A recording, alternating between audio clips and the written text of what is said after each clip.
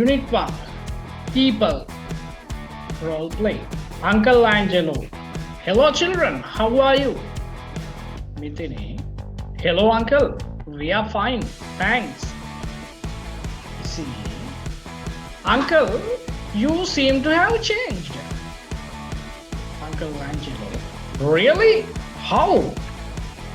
Mithini.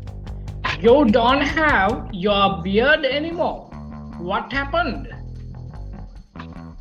Uncle Angelo. I decided to shave it off. Isn't it? You have changed too. You now have long wavy hair. It looks very nice. Isn't it? Thank you, uncle. But I like straight hair, like Mithini's. Mithini.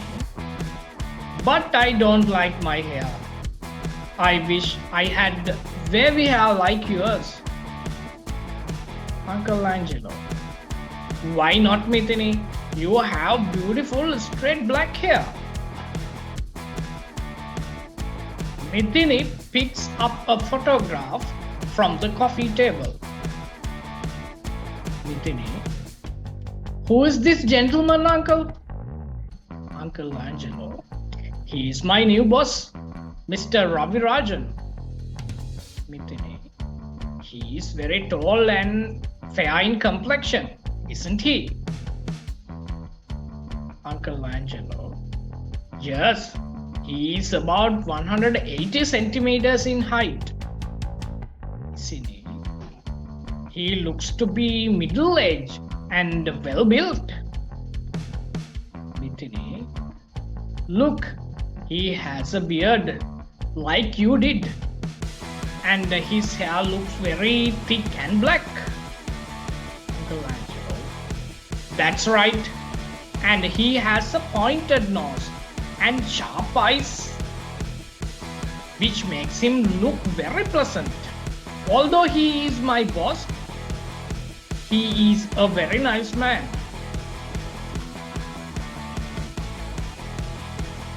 අපි බලමු දරුවනේ මේකේ සිංහල තේරුම මේ පාඩුවේ මොකක්ද සිංහල තේරුම කියලා. people කියන්නේ මිනිස්සු අලගන්න එක. Uncle Angelo මේකේ තියෙන චරිත ටික. Uncle Angelo, Mithini, Isini. Right.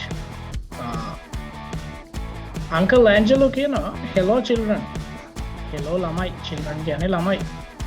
how are you?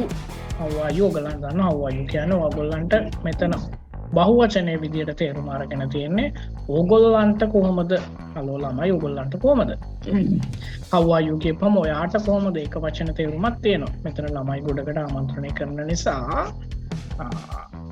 එතකොට ඒක බහුවචන අදහසක් එන්නේ how are you කියපුවාම ඕගොල්ලන්ට කොහොමද Mithini කියනවා hello uncle we are fine fine කියන්නේ හොඳින් කියන එක like දන්නවා right we are fine අපි හොඳින් ඉන්නවා right hello uncle අපි හොඳින් ඉන්නවා thanks ස්තුති ඉසිනේ එතකොට කියනවා uncle you seem to have changed uncle මාමේ you ඔයා seem කියලා කියන්නේ වගේ පේනවා මේ දන්නේ නැති වචන ඔයාලා ලියාගෙන පාඩම් කරන්න නිකම් පාඩම් කරන්න මේක මේ වෙලාවේ දැන් හිතට ගියා හරි දැන් මේක මතක හිටියේ කියන්නේ නැතුව ඔයා මේක දන්නේ නැති වචනයක් නා අනිවාර්යයෙන්ම ලියා ගන්න.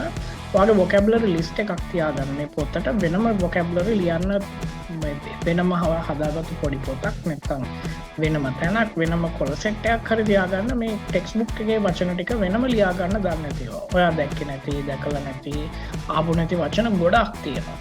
right ඒ වගේ මොඩේ යන්තම් මතකයි වගේ තියෙන වචනක් තියෙනවා. ටිකක් මතකයි වගේ ඊට වැඩිය ටිකක් මතක වචනක් තියෙනවා. ඒ වගේ තියෙන හැම වචනයක්ම ලියන්න. ටිකක් විතර මතකයි මේකේ තේරුම මම ටිකක් දන්නවා වගේ කියලා හිතෙන වචන නොලියා ඉන්න එපා. හැම එකක්ම ලියලා හැම එකකම තේරුම ලියලා පාඩම් කරන්න. You seem to have changed. You ඔයා seem කියලා කියන්නේ වගේ පේනවා.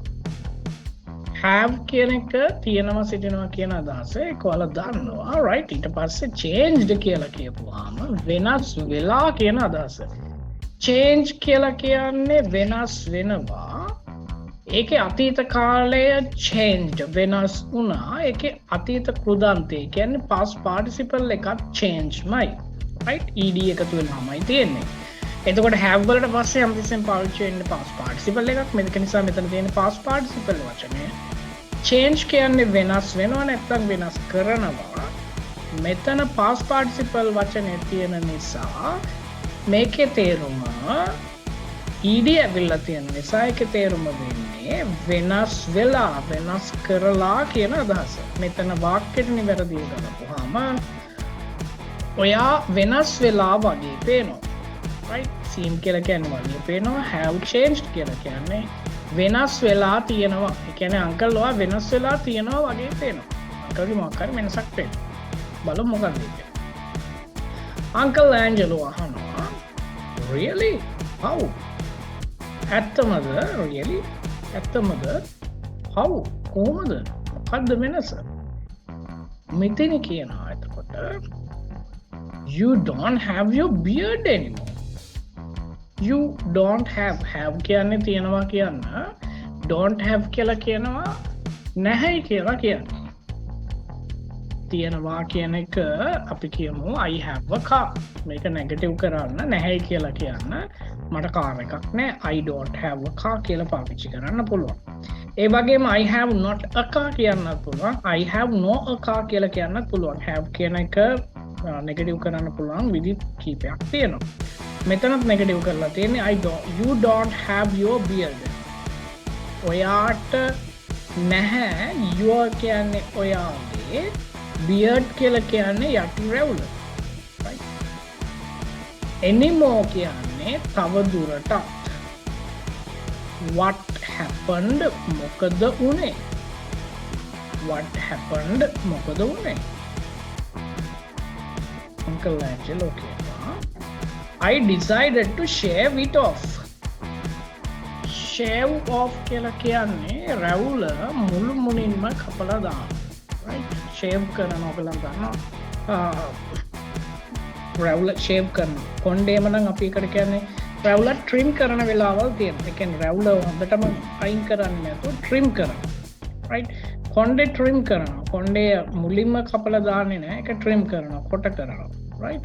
shave off කියලා කියන්නේ අයින් කළාම දානවා. හොඳටම shave කළා හොඳටම රේස් එකකින් හරි සැලොන් එකකට ගිහලා මොනවා හරි විදිහකට ඒගොල්ලන් ඒක රැවුල ඔක්කොම ටික අයින් කළා දාන එක තමයි shave off කියන්නේ. I decided මම තීරණය කළා. decide කියලා කියන්නේ තීරණය කරනවා. ඒකේ අතීත කාලයේ මෙතන තියෙන ed එකතු වෙලා I decided මම තීරණය කළා. මොකක්ද තීරණය කරේ? to shave it off. ඒක shave කරලා දාන්න.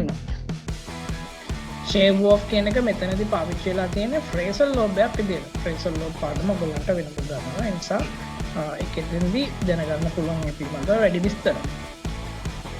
ඉසිනි අංකල් ඇන්ජලෝ අය කියනවා ඉසිනි you have changed too. ඉසිනි you ඔයා have changed. ඉසිනි ඔයා වෙනස් වෙලා තියෙනවා.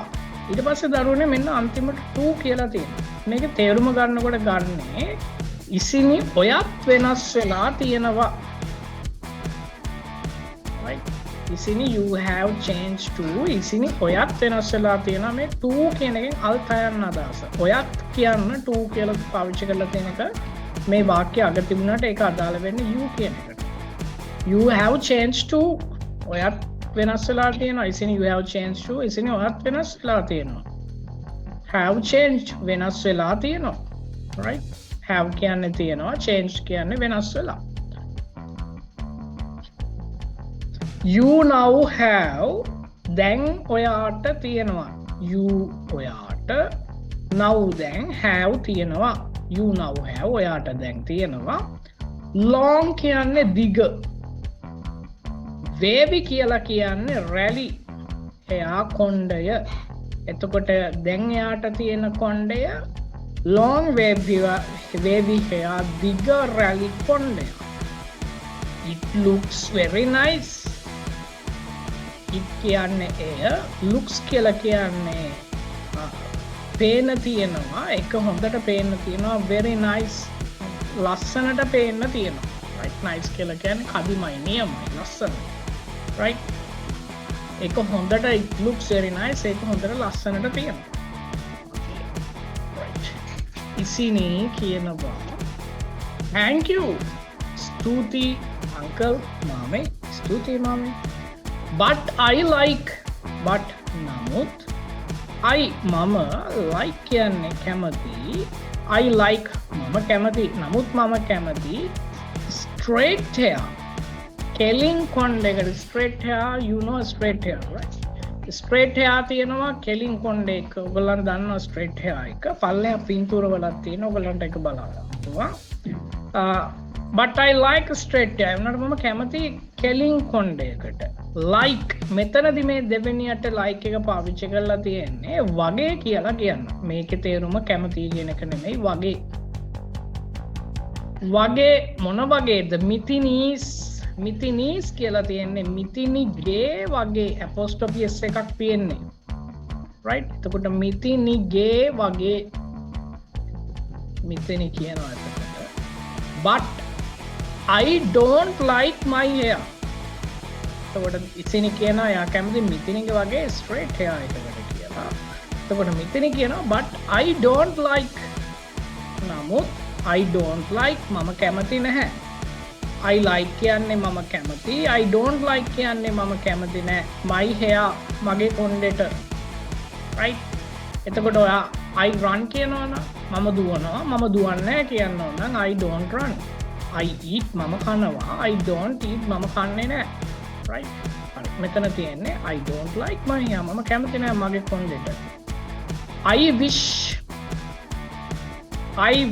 I had මෙතනින් කියන්නේ මම කැමති මට තිබුණා නම් කියන අදහස right දැන් එයාට එහෙම එකක් නැහැ ඒ නිසා තමයි මේ had කියන එක පාවිච්චි කරලා තියෙන්නේ හැබැයි එයා කැමති එයාට එහෙම තිබුණා නම් I wish I had wavy hair රැලි කොණ්ඩයක් තිබුණා නම් මිතිනි කැමතිලු I wish I had wavy hair like yours like මෙතනදිත් වගේ කියන අදහස දෙන්න yours කියන්නේ ඔයාගේ මම කැමති ඔයාගේ වගේ රැලි කොණ්ඩයක් තිබුණා නම්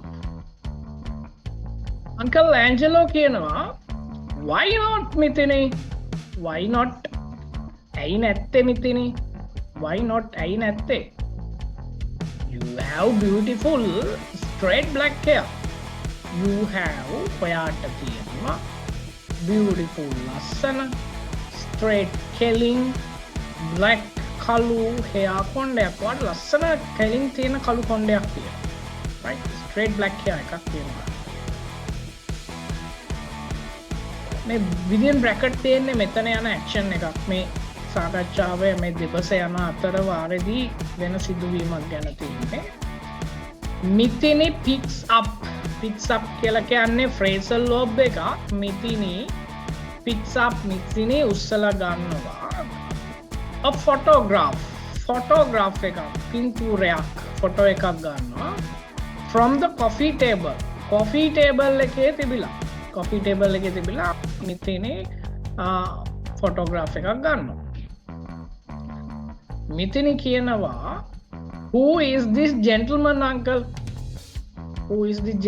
uncle gentleman කියලා කියන්නේ මහත්මයා this කියන්නේ මේ who කවුද මේ මහත්මයා uncle මාමේ මේ කවුද මේ මහත්තයා ෆොටෝ එකේ කවුරු හරි මහත්මයෙක්ගේ ෆොටෝ එකක් තමයි තිබිලා තියෙන්නේ coffee table එකට right ඒක අරගෙන තමයි මේ අහන්නේ Uncle Angelo එතකොට කියනවා he is my new boss එයා මගේ අලුත් boss right he is my new boss එයා මගේ අලුත් ස්වාමියා Mr. Ravi Rajan එයාගේ නම එයා මගේ අලුත් boss මෙතන එතකොට කියනවා he is very tall එයා ගොඩක් උසයි very tall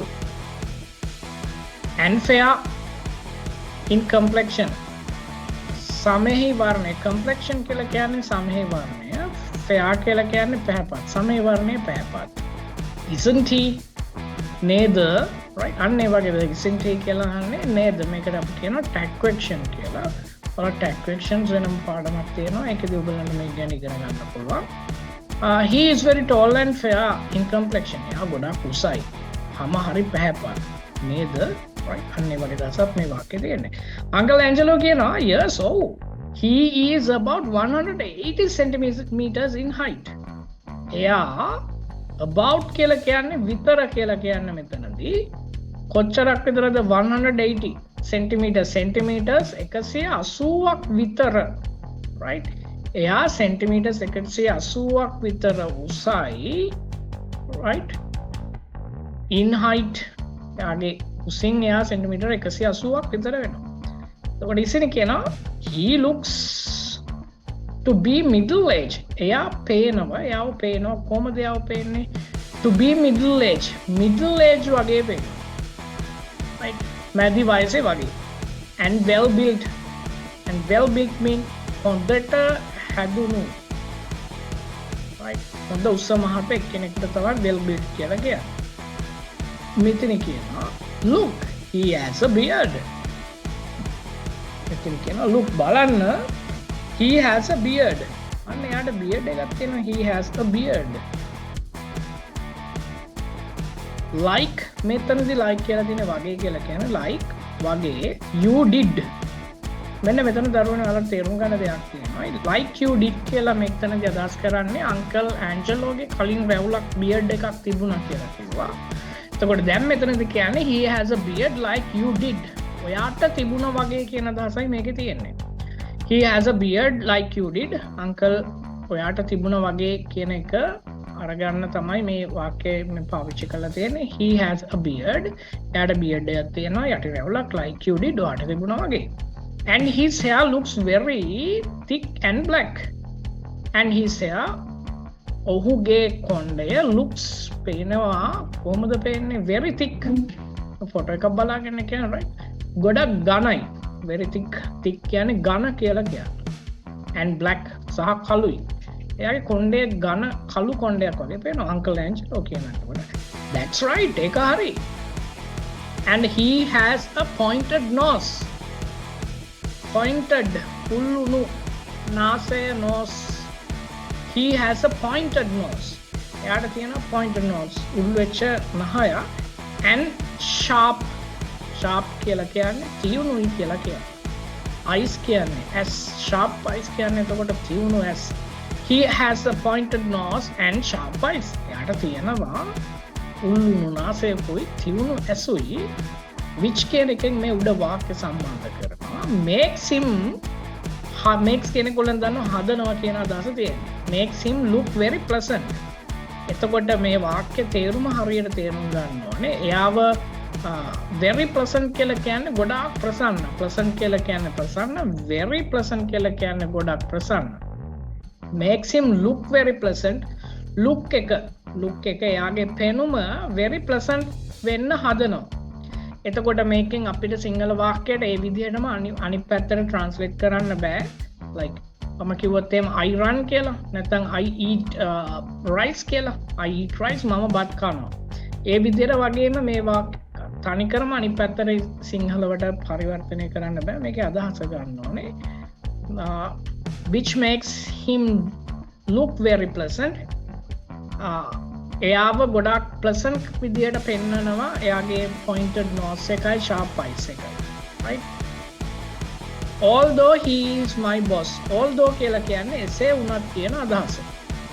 although මේ පිළිබඳව අපි ඉගෙන ගන්න නිසා although දැනට තේරුම දැනගන්න. although කියන්නේ එසේ වුණත් එහෙම වුණත්. he is my boss. එයා මගේ boss වුණා. he is a very nice man. සාමාන්‍යයෙන් boss ලා නිකන් වෙනස් නේ, right? boss වගේ ඉන්නවා කියලා කියන්නේ සමහර යාළුවෝ ඉන්නවා boss ලා වගේ. එතකොට he is a very nice man. එයා හරි හොඳ මිනිස්සෙක්. nice කියලා කියන්නේ සාමාන්‍ය ලස්සනයි කදිමයි කියලා කියන්නේ. nice man කියලා කියන්නේ හොඳයි කියලා කියන්නේ තමයි මෙතන යොදලා තියෙන්නේ. එයා හරිම හොඳ මිනිස්සෙක්. he is a very nice man.